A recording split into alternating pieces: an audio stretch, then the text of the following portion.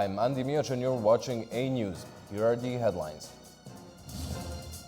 56 people killed following clashes and stampede during a football match in Guinea. In a surprise visit to Kiev, Olaf Scholz vows new German military aid for Ukraine. Romania's ruling Social Democrats win parliamentary election. Hard right takes second place. Thank you for tuning in. 56 people have been killed following clashes between fans and a stampede that happened during a football match in the town of Zerekor on the southeast of Guinea, according to the government. The violence broke out after rival fans stormed the field following a controversial referee decision in the final match of a tournament in honor of Guinea's military leader, Mamadi Doumbouya. German Chancellor Olaf Scholz arrived to Kiev today for an unannounced visit, unveiling a new €650 million package of military aid to be delivered in December. Scholz vowed Berlin would remain Ukraine's biggest backer in Europe. German Chancellor Olaf Scholz and Ukrainian President Volodymyr Zelensky attended the military drone exhibition, highlighting collaborative projects combining German AI and Ukrainian manufacturing. Scholz reiterated Germany's commitment to supporting Ukraine, mentioning the newly pledged €650 million military aid package set to arrive by the end of the year. President Zelensky and Olaf Scholz also paid tribute to fallen Ukrainian soldiers at a makeshift memorial in central Kiev on Monday. An unidentified speaker explained that the new drone model was a result of a German-Ukrainian partnership integrating German artificial intelligence with Ukrainian drone manufacturing. The speaker emphasized that the combination of German technology and Ukrainian production methods provided unique advantages over similar drones in its class. The two leaders listened to presentations of drones like the Stark and the Ultra Strike and shook hands with several speakers before departing. Turkey's arms industry achieved significant growth in 2023, driven by increased exports and rising domestic demand, according to the Stockholm International Peace Research Institute. The country's top three manufacturers, Aselsan, Baykar and Turkish Aerospace Industries, ranked in the world's top 100 arms producers. Baykar, an armed unmanned aerial vehicles manufacturer, saw its arms revenues surge by 25% to $1.9 billion in 2023. The company climbed 10 spots in CEPRI's rankings, securing 69th place. Turkish Aerospace Industries recorded the largest year-over-year revenue growth among Turkey's top defense firms, with a 45% increase. Its 2023 arms revenues reached $1.7 billion, 31% of which came from exports. This growth propelled TAI to 78th place in CEPRI's rankings, up 10 spots from the previous year. Unlike Baykar and TAI, Aselsan drives the majority of its revenues from domestic sales, with arms revenues totaling $2.4 billion in 2023, an increase of 12%. Aselsan ranked 54th on CEPRI's list. The company's growth was largely fueled by Turkey's push for self-reliance in defense manufacturing, as Aselsan continues to supply advanced systems to Turkish security forces. Over in Romania, the results of the parliamentary elections held on Sunday are being finalized, as 99% of the ballots have been counted. The ruling Social Democratic Party is ahead with 22% of the vote, and the hard-right Alliance for Uniting Romanians party is at 18%. These parliamentary elections are the second of 3 consecutive elections for a new parliament and president. Meanwhile, Romania's top court ordered a recount of more than 9 million ballots from the first round of presidential elections held a week ago, as authorities report of meddling by hostile actors. Protests continued in Tbilisi for a 4th night on Sunday over the government's decision to delay EU accession talks. The opposition is accusing the ruling Georgian Dream Party of adopting anti-Western and pro-Russian policies. At least 150 protesters have been arrested across the country.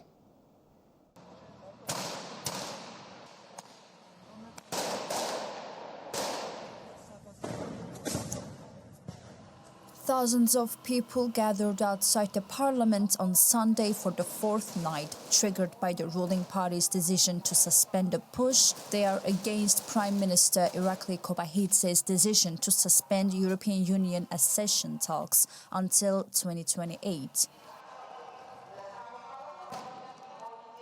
President Salome Zurabishvili, who supports joining the European Union, has asked the Constitutional Court to annul the election results and declare the new legislature and government illegitimate.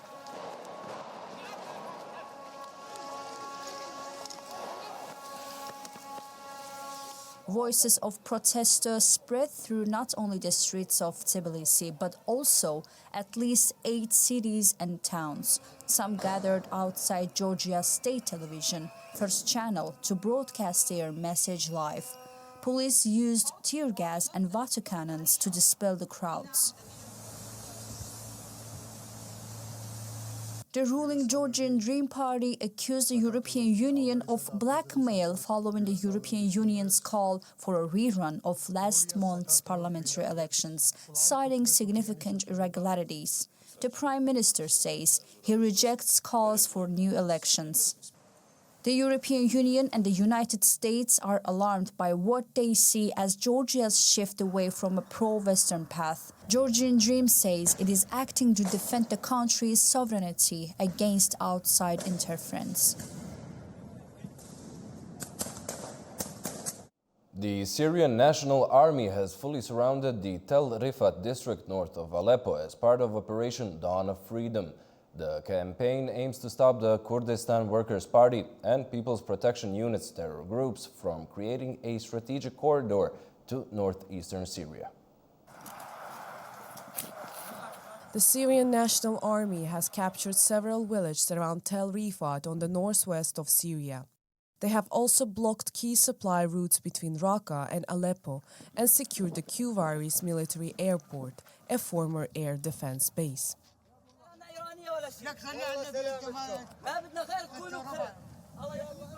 The district of Tel Rifat has been under Kurdistan Workers' Party and People's Protection Unit's terror group's control since 2016. These groups displaced over 250,000 civilians from the area, forcing them to take refuge near the Turkish border. They also used Tel Rifat as a base to launch attacks on nearby settlements.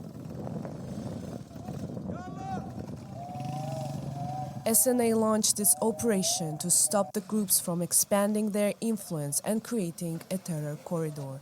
The operation is ongoing as the SNA works to regain full control of Tel Rifat and its surroundings.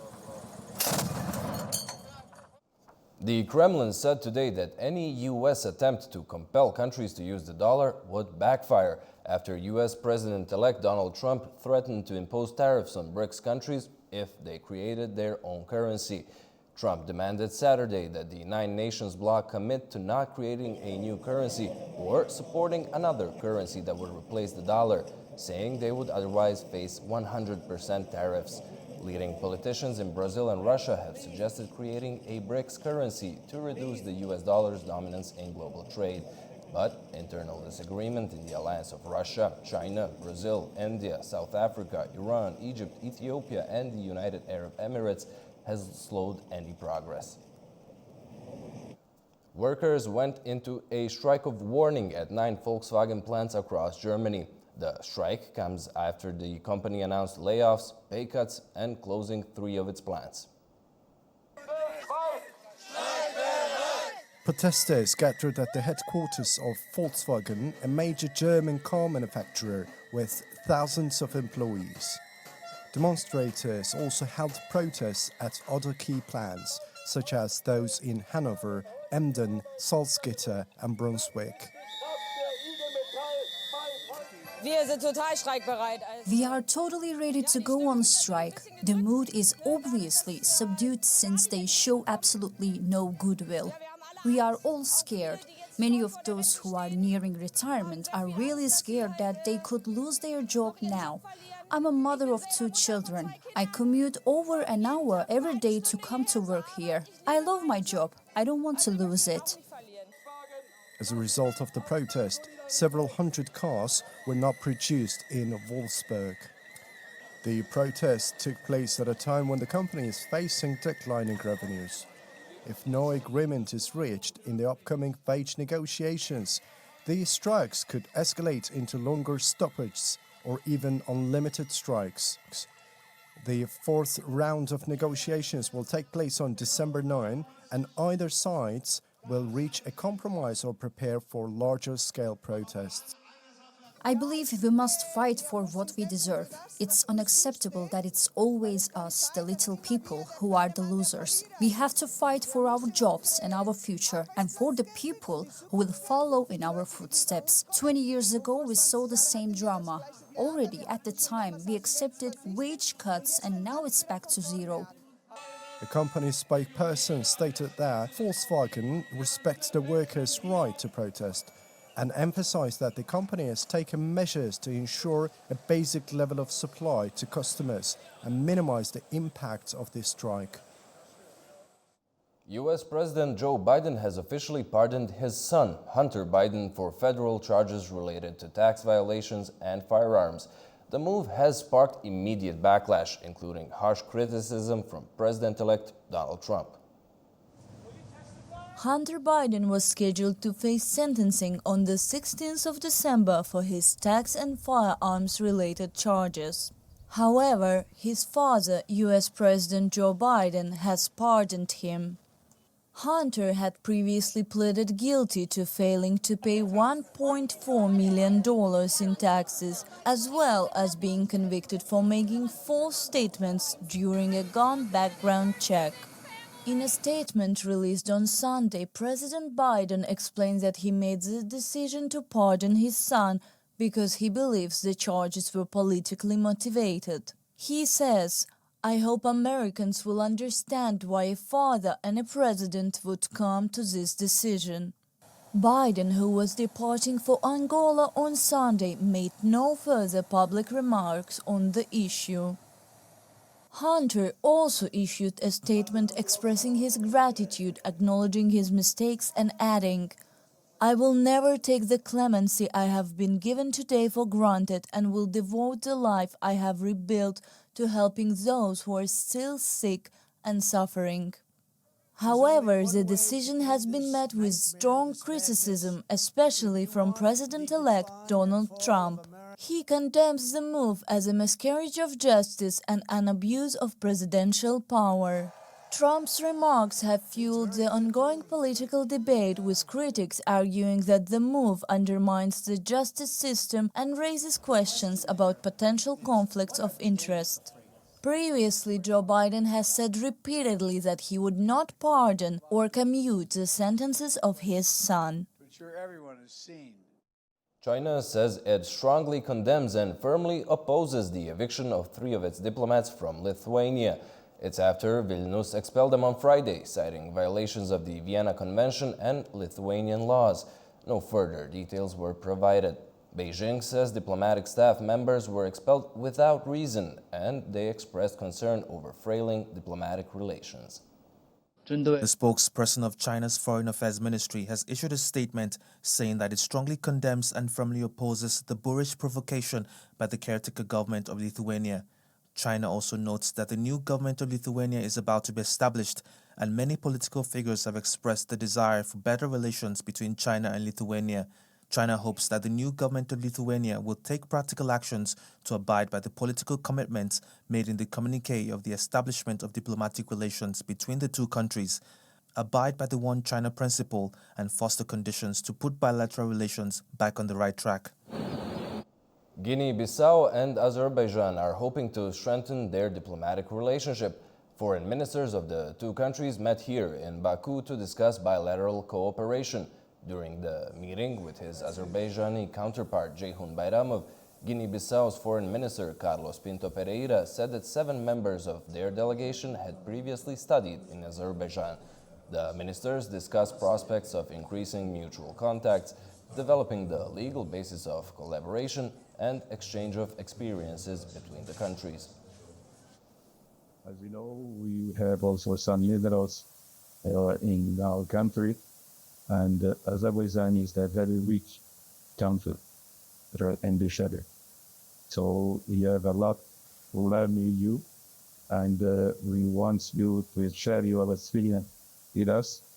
And we are sure that sharing this experience, you are helping us to improve our development strategy.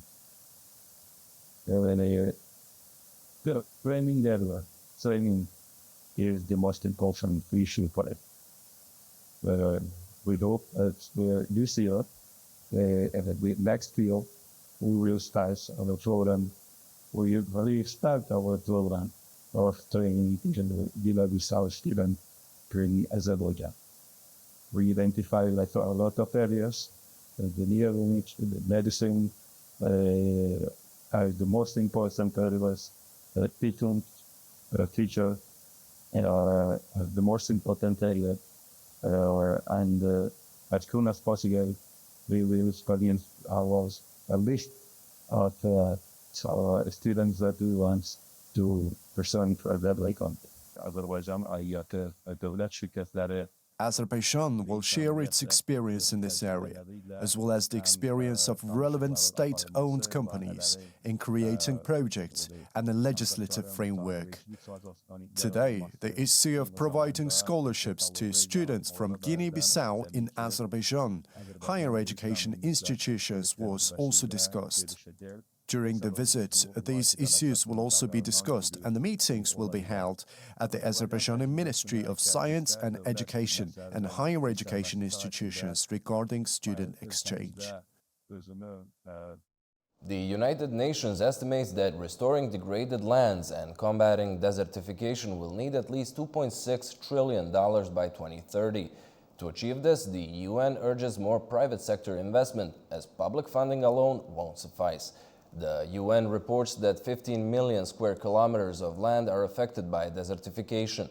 In 2022, only $66 billion was invested in land restoration, while $278 billion is needed annually. The head of the UN Convention to Combat Desertification urges the private sector, which currently contributes 6% of the funds, to increase its efforts. Two-week UN talks that started in Riyadh aim to boost efforts and raise more funds for land restoration. The meeting in Busan, South Korea, dedicated to forging a legally binding global treaty on containing plastic pollution, ended without a result. The countries remained far apart on the basic scope of a treaty and could agree only to postpone key decisions and resume talks on a later date. The most divisive issues included capping plastic production, managing plastic products and chemicals of concern, as well as securing financing to help developing countries implement the deal. The ski season has started at the Atabari Ski Center in the Mersivan mountain in Turkey's city of Artvin. The snow is already around 97 centimeters thick after heavy snowfall. At an altitude of 2,200 meters, the Atabari Ski Center in the northeastern part of Turkey is ready for ski enthusiasts again. Surrounded by forests, the resort in the snow-capped mountains offer activities for all levels and ages. Artvan Governor says that the proximity of the resort to the city centre is an important advantage. There is 80 to 90 centimeters of snow in the facilities. We see that there is big interest already since we opened at the weekend. We came here to examine the facility and listen to the demands and requests of the citizens. It's a very nice environment. The snow quality is very good. We are waiting for more ski enthusiasts to arrive. The ski resort is one of our tourism assets. The environment in Atabari is very beautiful. The view is magnificent. Visitors can try skiing, snowboarding and sledging, and there's support from the experts at the centre. That's all we have for now. Thank you for tuning in and keep watching A News.